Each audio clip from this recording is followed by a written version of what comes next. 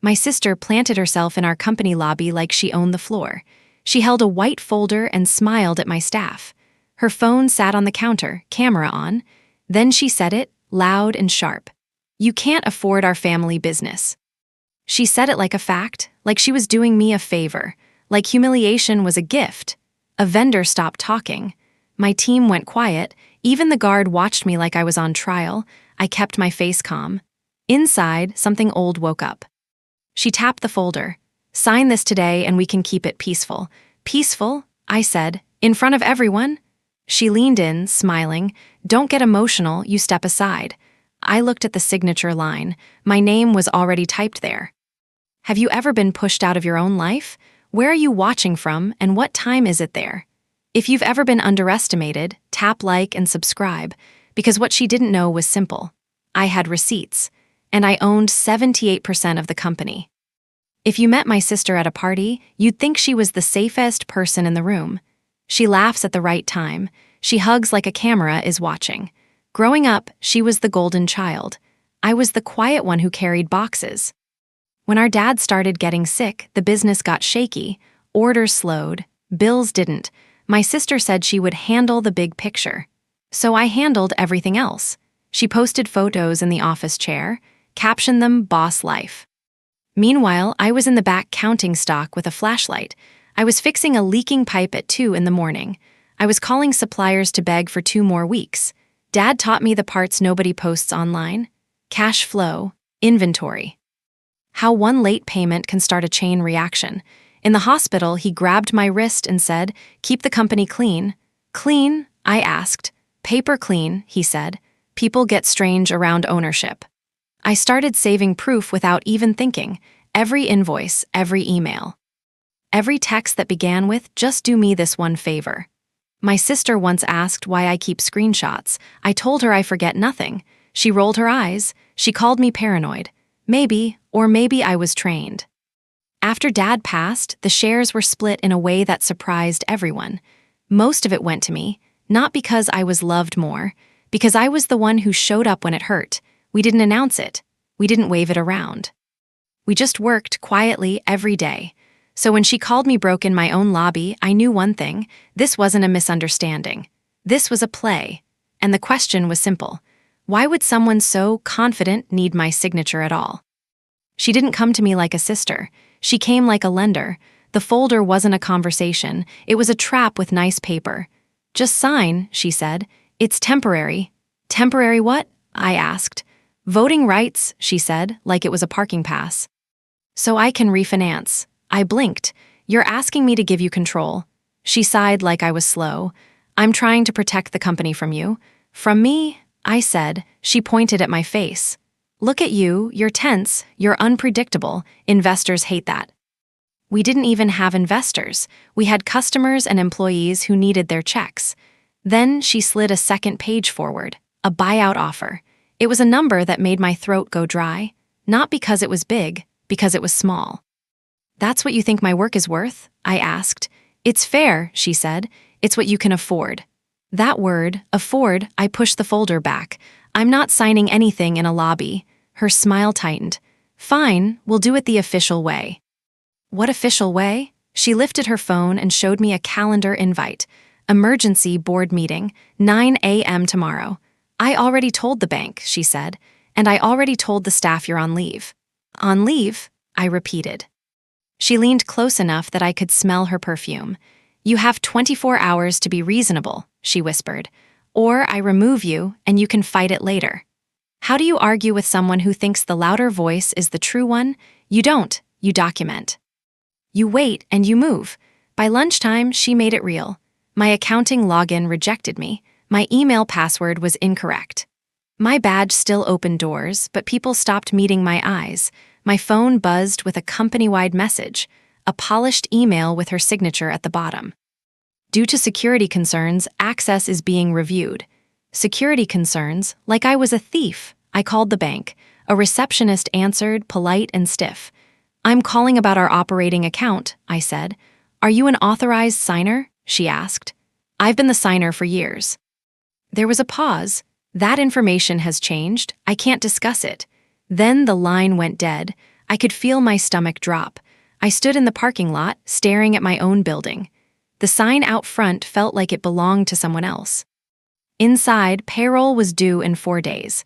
If we missed it, my people would pay the price for my sister's ego.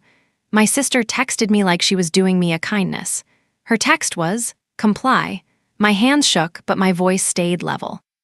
Was I really about to lose everything because she spoke first?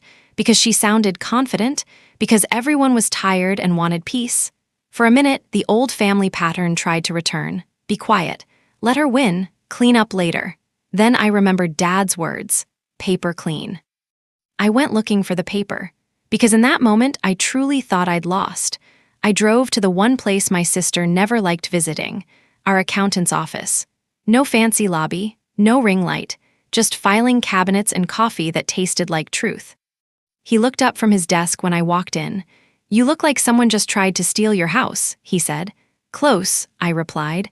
"I need the shareholder records." He didn't ask why. He stood, opened a metal cabinet, and pulled out a thick folder. Then he slid one page toward me. It was boring on purpose. Boxes, dates, stamps, but one line hit me like a drum. On screen, you could have labeled it in 4 words. Shareholder register, majority holder. My name was there. The class of shares was there, and the number was there. 78%. My sister's smile flashed in my mind again. I exhaled so hard my ribs hurt. "Is this current?" I asked. He tapped the date stamp. "Updated last quarter. Official record." "Then how is she calling a board meeting?" I said. He tilted his head. "People call lots of meetings. That doesn't make them valid." I stared at the paper again, not with pride, with clarity, because this wasn't about me proving I mattered. This was about stopping her from breaking the business to save herself. I took a photo of the page. Then another, then a third. "I save everything," I told him. He nodded. "Good, because this is just the first receipt."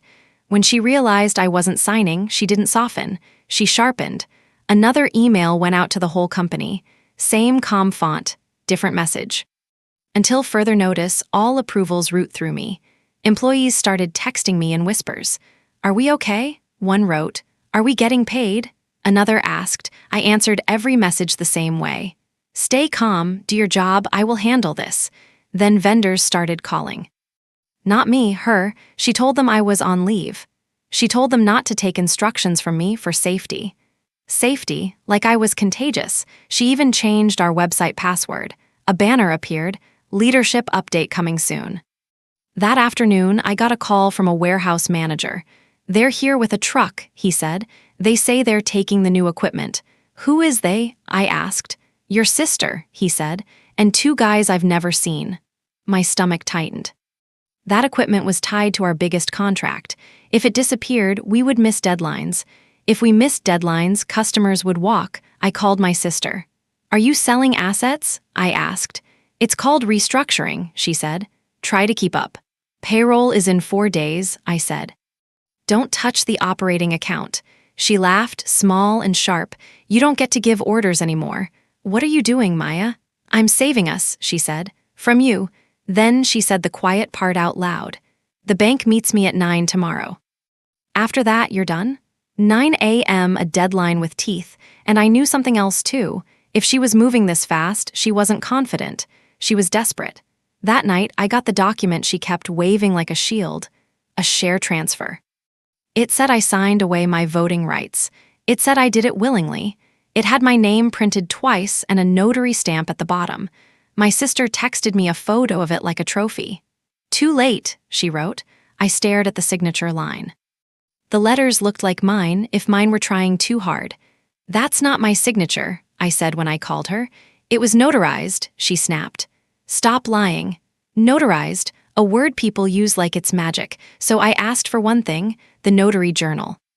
In my experience, paper has a twin. If there's a stamp, there's a log. If there's a log, there's a trail. Our accountant made a few calls. By midnight, a copy hit my inbox. And there it was, no appointment, no ID, no record of me being present.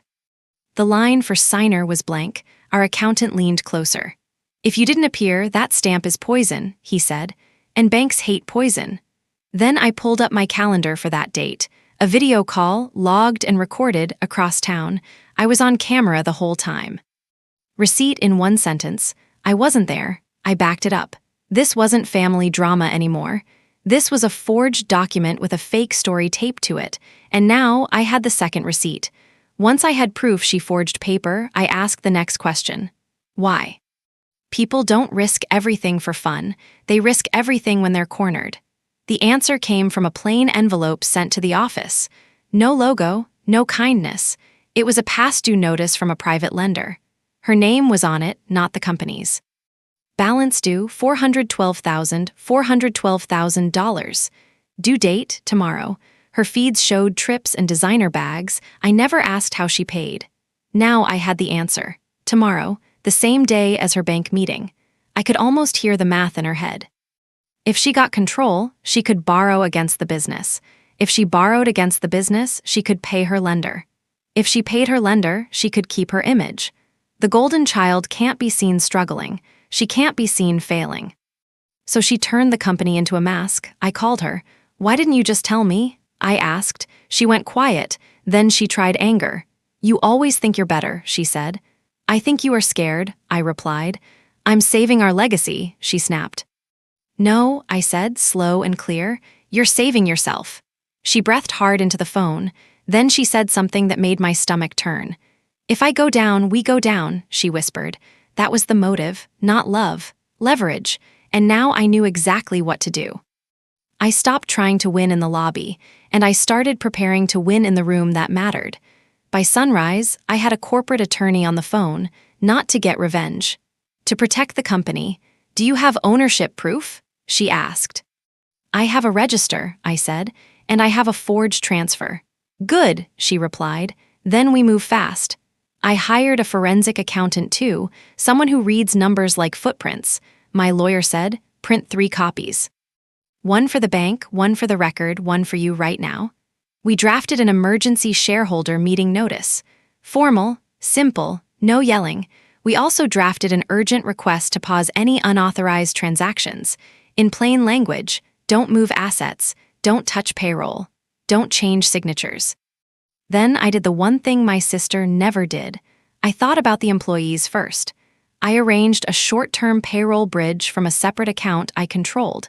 Not because I had to, because I refused to punish innocent people for family chaos.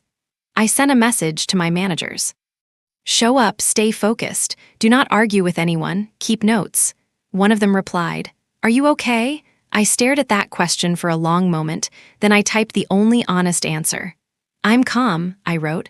I'm just done being quiet. At 8:45, I walked toward the meeting, folder in hand, not as a victim, as the majority owner. My sister arrived like it was her victory parade, heels clicking, folder in hand, smile ready. Thank you for coming, she said. This is difficult but necessary. My lawyer stood beside me, calm as stone. We'll keep this simple, my lawyer said. We are here to confirm lawful control. My sister laughed. Lawful, he's confused. First, ownership, my lawyer said. The projector lit up. The screen flashed, share ledger, 78%. That can't be right, she said. It is the official register, my lawyer replied, dated and certified. My sister snapped her folder open. Then explain this. She held up the transfer paper. My lawyer nodded once. Glad you brought it. She clicked again. The screen flashed, notary journal, no appearance. Blank signer field, no ID, no appointment. You forged it, I said, steady. She shook her head too fast. You're lying. My forensic accountant slid another page forward. This is a bank trace, he said. The screen flashed, wire out, personal lender. Company money moved, personal debt got paid, dates matched her deadline. The room went quiet, not awkward quiet, truth quiet. My sister tried to turn it into emotion. You'll choose him over family? She asked. I answered without raising my voice. I'm choosing the employees, I said. And the truth, my lawyer read the motion, remove my sister as acting officer, restore authorized signers, pause asset sales pending review. The vote happened fast, pens moved, paper spoke. My lawyer looked up. Motion passes, effective immediately. Then my lawyer slid one last page across the table. Notice to preserve records, she said. The screen flashed. Preservation notice served. My sister's fingers shook as she read it. She had 24 hours to return company cards, devices, and passwords. No more security concerns.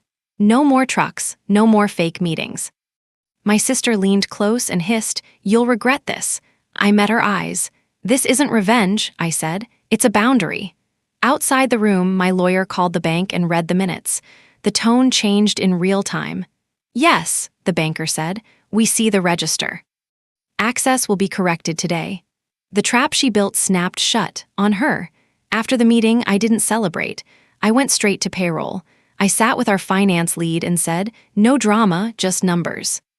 When the deposits cleared, my shoulders dropped for the first time in days. Then I called a staff meeting, not to gossip, not to point fingers, to reassure people. "You have jobs," I told them. "You will be paid. The work matters more than the noise." Somebody asked the question everyone was holding. "Is the company safe?" I answered with the truth I could prove. "Yes," I said, "and we are putting stronger locks on the doors." Over the next week, we changed procedures. 2 approvals for large transfers, outside audits each quarter. New passwords, new access, new habits. Paper clean. My sister didn't get handcuffed in front of the lobby. This wasn't a movie like that, but consequences still landed. She was removed from any control. She had to return company devices. She had to repay what the trace showed, according to the agreements we set in writing. And we kept it private, except where records had to exist. Family tried to pull me back into the old script. "Just forgive her," an aunt said. "She's stressed." I didn't yell. I didn't explain for an hour. I said one sentence. "Stress isn't a license to steal." My sister called me 2 nights later. Her voice sounded smaller than I remembered. "I was drowning," she said. "I thought you'd let me sink." "I didn't let you sink," I replied. "I stopped you from dragging everyone down." There was a long pause. "Do you hate me?" she asked. I looked at my hands, at the ink marks from signing payroll forms, at the life I built with quiet work. "I don't hate you," I said. "But I don't trust you with power." That's the part people confuse. Boundaries aren't revenge, they're safety. Months later, the company was steady again. We kept the same employees. We kept the same customers. We stopped pretending family titles replace accountability. I even started therapy, because carrying silence has a cost too, and I learned something about control. The loudest person isn't always the leader. Sometimes they're just the most afraid of being seen. So here's my question for you. What boundary would you set in this situation? Would you stay quiet for family peace or bring receipts to protect people? Drop your answer in the comments. And if you want more stories like this, subscribe. Fictionalized dramatization, not legal or financial advice.